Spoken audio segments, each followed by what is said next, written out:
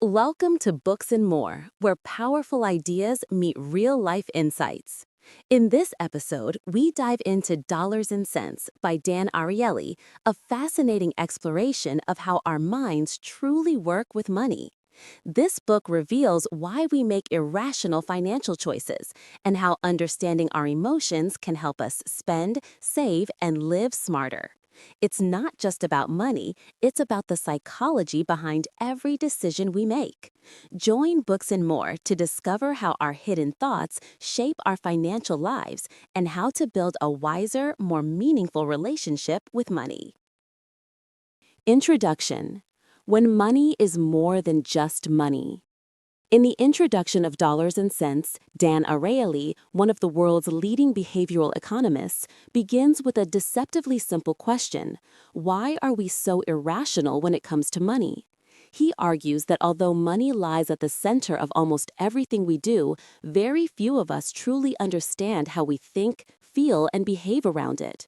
We like to believe our financial decisions are logical, but in reality, they are deeply emotional, shaped by habits, fears, and illusions.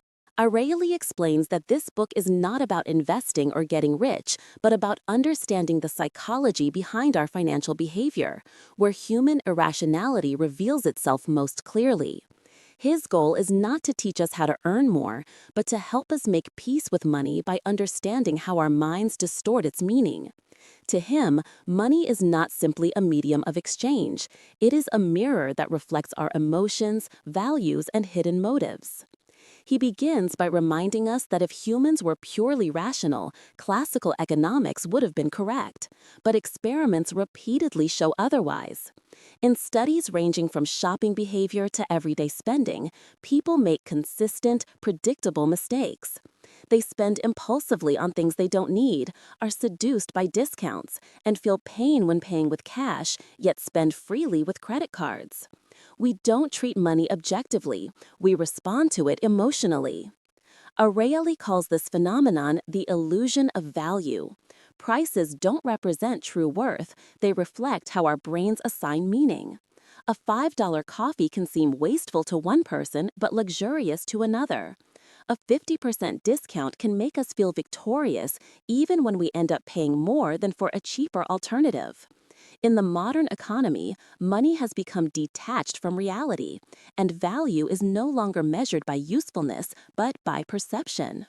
He also shares his personal journey, from a young researcher who believed in logic and data to a scientist fascinated by emotion and behavior.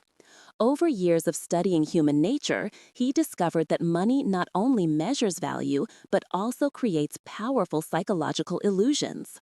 People are often driven not by greed, but by emotion, the need for fairness, fear of loss, or the desire for control. And what's most striking is that we rarely realize it. Ariely emphasizes that money is not just an economic concept, it is a psychological language. We use it to express love, power, status, and even self-worth. But that also makes it dangerous. Once money enters our relationships or moral decisions, it can distort their meaning. A heartfelt gift becomes transactional when assigned a price tag. A good deed loses purity when it's paid for. Money, in other words, doesn't just measure value, it reshapes it. By the end of the introduction, Ariely states the book's mission clearly: to help us understand our irrational relationship with money so that we can regain control over it. Instead of blaming greed or weakness, he urges us to recognize that our brains are simply not wired for modern finance. Money is abstract, and our instincts were designed for survival, not spreadsheets. That's why financial mistakes are not moral failures, but natural consequences of being human. His final message is deeply humanistic. If we can learn to observe our emotions around money, to pause and understand what we're really feeling when we spend, save, or give, then we can build a healthier relationship with it. True financial wisdom comes not from earning more, but from knowing why we do what we do. As Ariely concludes, understanding money means understanding ourselves. When we stop letting money define us and start using it intentionally, it becomes not a source of stress, but a tool for freedom, meaning, and happiness. What is money? In the opening section of Dollars and Cents, Dan Ariely invites us to confront a simple but unsettling truth. Although we spend much of our lives working for, earning, and worrying about money, we don't actually understand it. Money feels tangible and precise, a number, a balance, a bill in our hand. Yet our relationship with it is deeply emotional, shaped by instincts and illusions that we rarely notice. Ariely argues that money is not merely a neutral tool of exchange. It is one of humanity's strangest and most powerful inventions, a mirror that reflects how we think, feel, and even deceive ourselves. He begins by challenging the idea that money is purely rational. We often assume that financial behavior follows logic. We work to maximize income, minimize costs, and make decisions that benefit us in the long run. But decades of research in behavioral economics show the opposite. People don't treat money consistently or logically. They overvalue small gains, take unnecessary risks, and feel real psychological pain when spending. Money may be numeric, but the way we handle it is anything but mathematical. Ariely recalls one of his earliest realizations while studying human behavior. When people make financial decisions, they are not thinking about numbers, they are thinking about feelings. A person may refuse to spend $20 on a practical item, but later spend the same amount on something unnecessary because it feels right. Money interacts with emotion the same way music does with memory. It stirs hidden responses we can't explain. And since we can't feel money directly, it's abstract, not physical, our brain fills that void with stories, emotions, and irrational associations.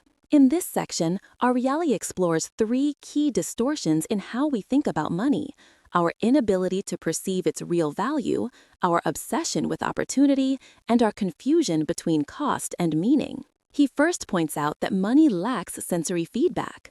Unlike hunger or fatigue, there's no biological signal that tells us when we have spent too much or earned enough. A $20 bill doesn't feel different from a $10 bill in our hands. Only context gives it meaning. That's why paying with cash hurts more than swiping a card. The physical act of giving something up triggers the brain's pain centers. When we pay digitally, the pain disappears, and we spend more freely. This small psychological trick explains why credit cards, online payments, and buy now, pay later systems make us overspend. They separate the act of buying from the feeling of loss. Ariely describes several behavioral experiments that expose our flawed logic. In one, participants were asked to choose between certain bets and risky ones. Even when the odds of winning were low, people kept betting, not because they believed they'd win, but because hope felt better than reason. In another, he showed that people prefer a small discount on a product they don't need to a fair price on something they do. In both cases, emotion hijacks logic. Money, he concludes, is not a measure of value, but a symbol of control, hope, and identity. Next, Ariely examines our obsession with opportunity, the feeling that every chance to gain or save money must be seized. He calls this the fear of missing out on financial doors. When we see a sale or a limited-time offer, we feel a surge of anxiety at the idea of losing the opportunity, even if we don't want the product itself. In one experiment, Ariely designed a computer game in which players had to choose between opening different virtual doors for rewards. The best strategy was to focus on one door and maximize returns, but almost no one did. Instead, players frantically clicked between doors, trying to keep every option open, and as a result, they earned less. The lesson is simple but profound. Our fear of missing out makes us poorer, not richer. In real life, this translates into chasing too many investments, buying things just in case, or saying yes to offers we don't need. We tell ourselves that keeping options open equals freedom, but in truth, it drains our time, attention, and resources. As Ariely writes, every choice has a cost, even the choice to keep choosing. The final idea explored in this part is perhaps the most fundamental, our confusion between price and value. Ariely argues that money, by itself, has no meaning. What gives money value is the story we attach to it. Two people can spend the same amount and feel completely different about it. For one, a $5 coffee is a waste. For another, it's a small luxury that signals success. This difference doesn't come from the product, but from how each person defines what matters. We don't buy things, we buy feelings. Through a simple but striking experiment, Ariely showed that language shapes our perception of value. Participants were divided into two groups. One was asked, "Would you pay $5 for this coffee?" The other was asked, "Would you enjoy a high-quality $5 coffee experience?" Though both were referring to the same cup of coffee, the second group was far more willing to pay. The word experience changed everything. It reframed the purchase from a cost into a pleasure, from money lost to meaning gained. Our brains are wired to seek meaning, not math. This psychological flexibility explains why we so easily rationalize our financial decisions. We tell ourselves that expensive things are worth it, that small indulgences are rewards, and that saving too much is being cheap.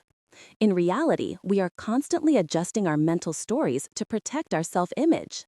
Money is not only a currency, it is a narrative device.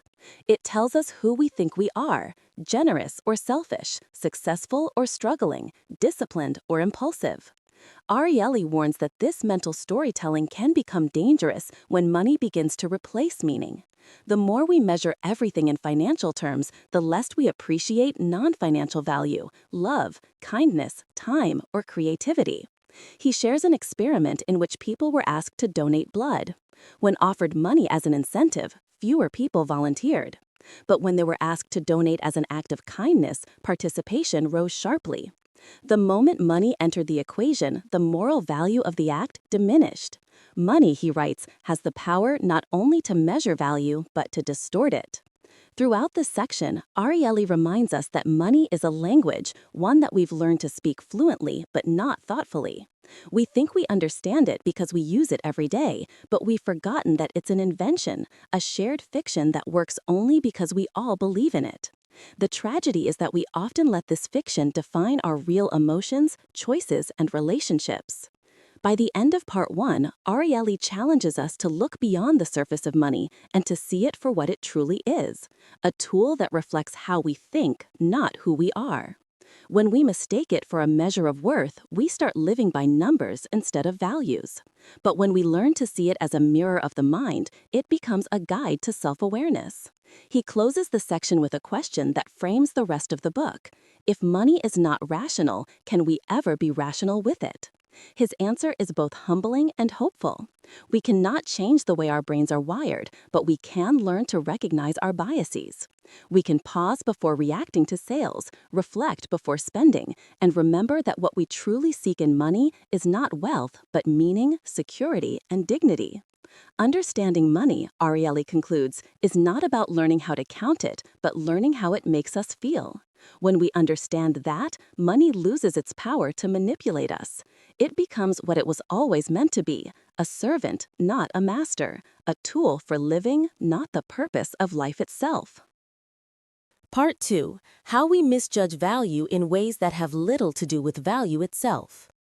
In the second part of Dollars and Cents, Dan Ariely dives deeper into the strange and often humorous ways we misunderstand money. Here, he explores not what money is, but how our minds twist its meaning. The lesson is simple yet unsettling. We rarely see value as it truly is. Instead, we see it through a fog of emotion, habit, and illusion. Our brains, evolved to help us survive, were never designed to deal with abstract concepts like currency, interest, or opportunity cost. As a result, we make systematic errors, predictable, repeatable, and profoundly human. Ariely begins by pointing out one of our most common traps. We don't think in absolutes, we think in comparisons. When we buy something, we don't ask, "Is this worth the price?" but rather, "Is this cheaper or better than something else?" This tendency, which psychologists call relative thinking, is both useful and dangerous. It helps us make quick decisions, but it also blinds us.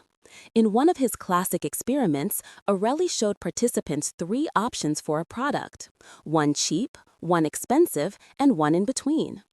Almost everyone chose the middle option, not because it was best, but because it felt reasonable compared to the others. The expensive option existed only to make the middle one look good. This, Ariely explains, is how marketers and salespeople manipulate us every day.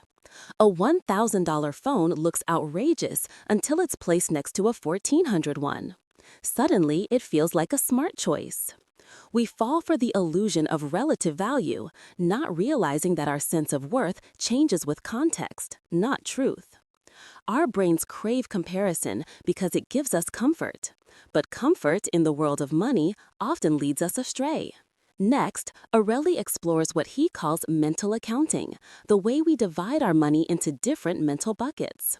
Even though money is interchangeable, we treat it as if it isn't. We might hesitate to spend our savings but think nothing of splurging our bonus. We may be willing to drive across town to save $10 on a cheap item, yet ignore the same discount on something expensive. What's happening, Ariely explains, is that we attach emotions to different categories of money, and those emotions override logic. He illustrates this with a simple story. A man drops a $10 bill on his way to the movies and still buys a ticket. But if he loses his $10 movie ticket, he refuses to buy another. Why? Because in his mind, the movie budget has already been spent. The loss feels larger when it fits into a specific mental category. Our brains prefer order to accuracy, and so we organize our finances into stories that make sense, even when they don't add up. Ariely's next insight touches on something we all feel but rarely admit: the pain of paying. Spending money literally hurts. Brain scans show that the regions associated with physical pain activate when we part with our cash. That's why people tend to avoid confronting bills or checking their bank accounts. It's emotionally uncomfortable.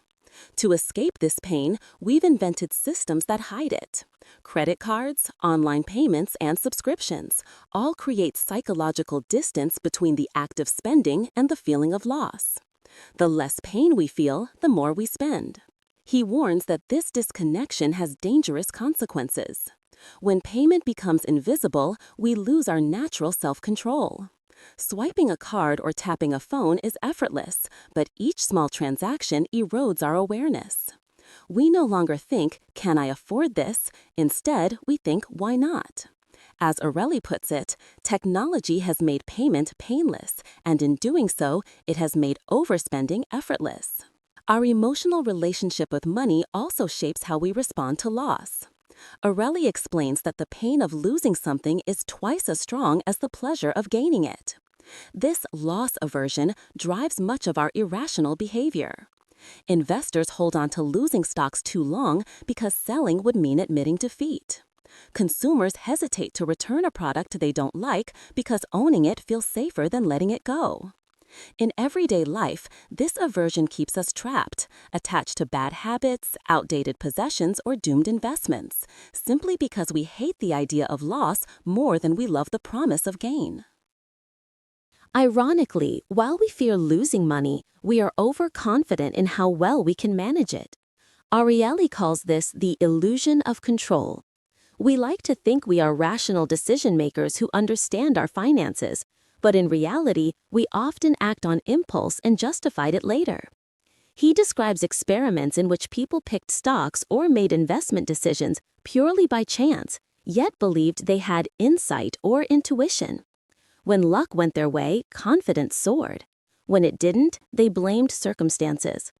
The illusion of control gives us comfort, but also blinds us to risk. It's why people gamble, why they invest too aggressively, and why financial bubbles form. Ariely also uncovers the emotional bias known as the endowment effect, our tendency to overvalue what we already own. Once something becomes mine, it gains meaning far beyond its market price. In experiments, people consistently demanded more money to sell an item they owned than they were willing to pay to buy it. Ownership, it seems, changes perception. It turns objects into extensions of the self. Ariely observes that this attachment explains why we cling to our homes, our possessions, and even our ideas long after they've lost practical value. We confuse emotional worth with economic worth and refuse to let go. Money, of course, is never just about numbers. It's also about morality. Ariely notes that people care deeply about fairness, sometimes even more than about personal gain. A product that costs more during a crisis, for example, triggers outrage, even if the higher price makes economic sense. We don't like feeling exploited, and our sense of justice overrides our logic. This emotional instinct for fairness, Ariely argues, is both beautiful and costly. It keeps society stable, but also distorts our perception of value. We are willing to pay more for something we feel is earned and less for something we suspect is unfair, regardless of objective worth. Language, too, plays a surprisingly powerful role. Ariely shows that words can change our experience of money. When people were told they were drinking premium wine, they reported enjoying it more, even when it was identical to a cheaper one. Brain scans confirmed that their pleasure centers were more active simply because they believed the story. Similarly, calling a cost an investment feels empowering, while calling it an expense feels painful. This linguistic magic reveals a deeper truth. We don't experience reality, we experience our interpretation of it.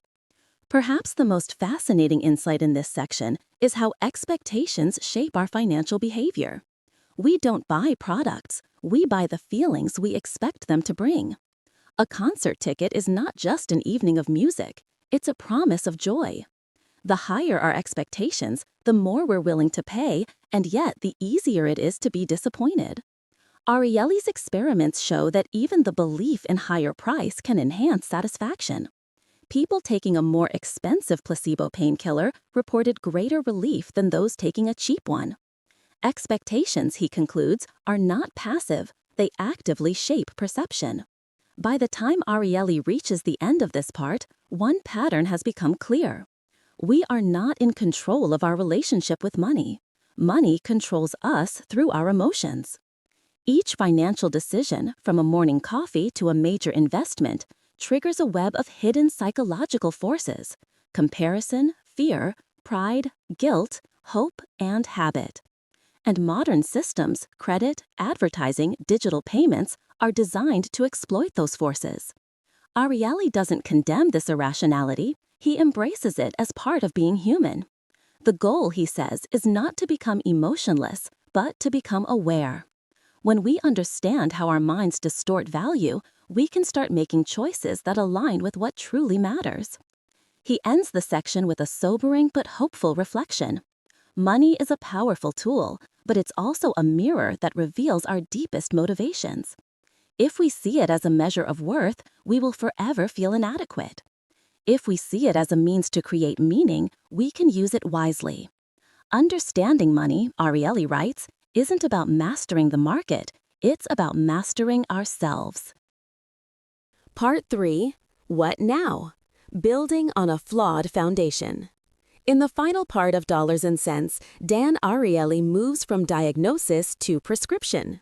After spending much of the book showing us how irrational, emotional, and inconsistent our relationship with money is, he now asks a crucial question: what can we do about it? If we can't change human nature, can we at least design our lives to work with it rather than against it? Ariely's answer is both practical and philosophical. Yes, we can, but only if we accept our flaws and learn to build systems that protect us from ourselves. He begins by reminding us that money isn't the problem, our minds are.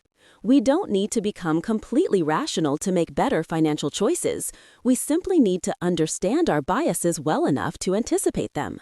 Like wearing a seatbelt before driving, setting up healthy financial habits before temptation strikes can prevent disaster. Ariely's research shows that small, intentional structures, automated savings, spending limits, or delayed purchase decisions can drastically reduce impulsive behavior.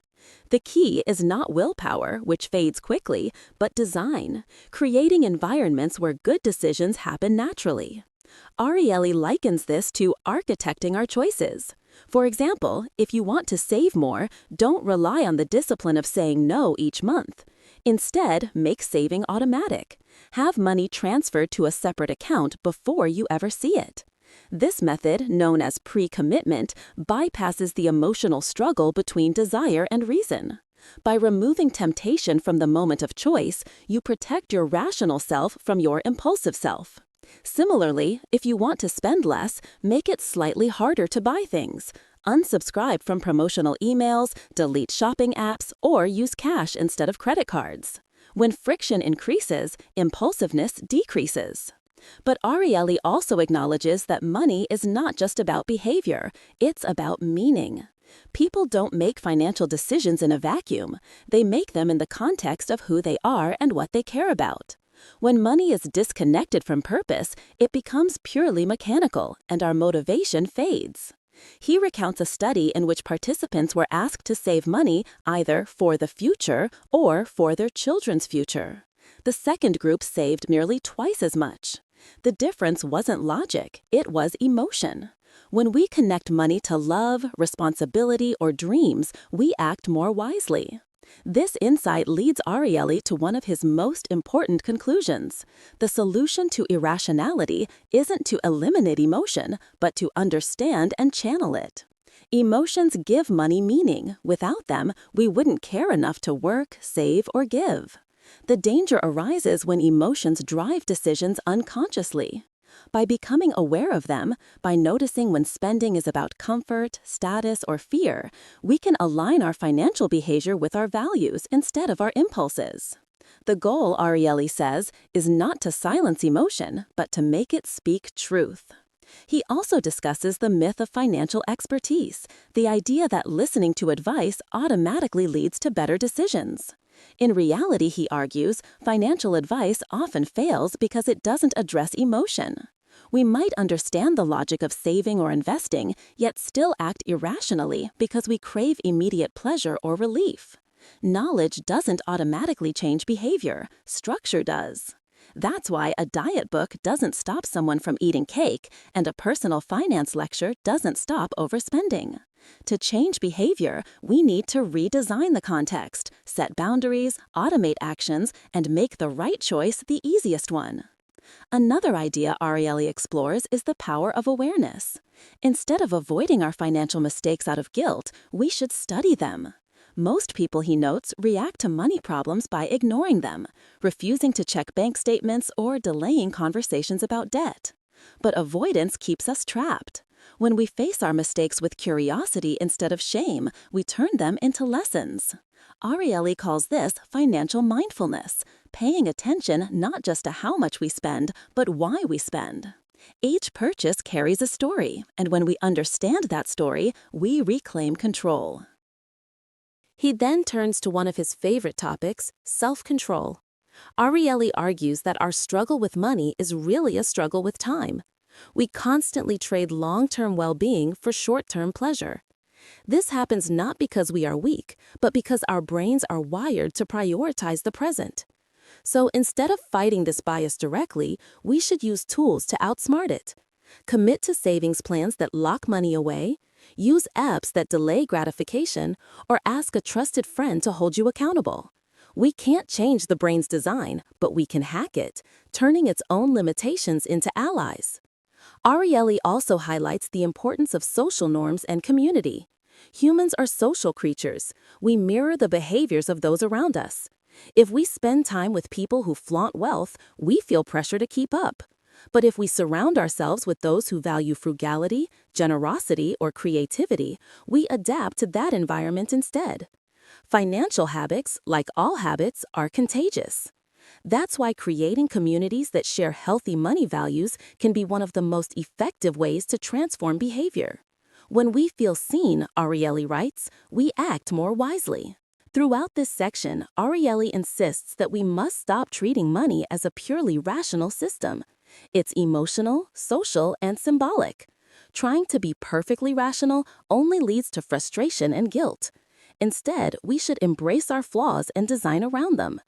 Recognize that temptation is inevitable, that mistakes will happen, and that guilt serves no purpose without reflection. The point is not to eliminate emotion from money, but to bring emotion and reason into conversation, to balance the head and the heart. Ariely also challenges the cultural obsession with more. Society teaches us that wealth equals success, yet the data consistently show that after a certain point, more money doesn't make us happier. What does bring happiness is using money in ways that align with our values, spending on experiences instead of possessions, giving to others, and buying time instead of things. When we use money to create meaning rather than status, we regain control over it. In his words, money can buy happiness, but only when it stops being about money. Toward the end of the section, Ariely shares an experiment that perfectly illustrates this truth. Two groups of participants performed the same simple task. One was promised a large cash reward, the other received a small, thoughtful gift. The group that received the gift performed better, reported greater satisfaction, and felt more connected to the work. The difference, Ariely notes, lies in the emotional framing of value. Money motivates behavior only up to a point. Beyond that, meaning takes over. When everything becomes transactional, passion disappears. This leads him to a profound reflection. Our financial life mirrors our inner life. The way we spend, save, and give reveal our fears, hopes, and identities. Someone who hoards money may be seeking safety. Someone who overspends may be seeking love or validation. To change our financial behavior, we must look inward. Money doesn't just reflect our logic, it reflects our humanity. In the final pages, Ariely circles back to his central theme. We are not broken, we are beautifully flawed. Our irrationality is not something to be ashamed of, it's a reminder of our complexity. By acknowledging how our minds truly work, we gain the freedom to design lives that fit us better. Financial wisdom, he says, is not about conquering emotion, but cooperating with it. He ends with a quiet, powerful message. If you understand why you make mistakes, you are already closer to being right. Money will always tempt, confuse, and challenge us, but it can also teach us. It shows us what we value, what we fear, and what we hope for. When we stop letting it define us and instead use it consciously to express who we are, it becomes a source of meaning rather than stress. Ariely's parting thought is simple yet transformative. Money is not the goal, it's the mirror. It reflects our best and worst selves. And if we learn to look honestly into that reflection, we won't just master our finances, we'll understand ourselves a little more deeply.